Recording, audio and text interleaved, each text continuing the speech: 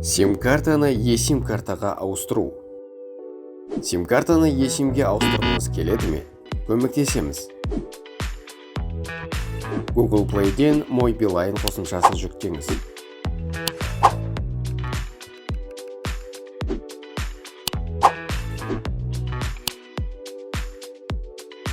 Мой Билайнды ашып, авторизациядан өтіңіз және телефоныңыздың нөмірін басыңыз.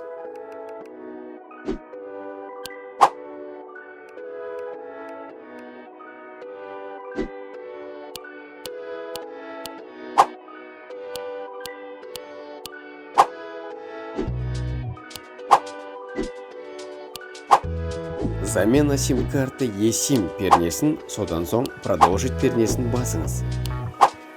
Сәйкестендіруден өтіңіз. Ауыстыру ақысын төлеңіз. Дайын, іске қосу ғана қалды. QR-кодты фотоға түсіріңіз, немесе скриншот жасап, басқа құрылғыдан ашыңыз. Баптаулар мәзіріне кіріңіз. Подключение. Диспетчер сим-карт. Добавить мобильный тариф. Сканировать QR-код оператораны таңдаңыз. QR-кодты сканерлеңіз.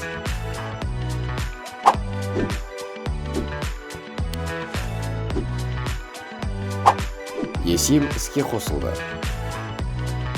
eSIM жағдайыңызды жасауға арналған технология.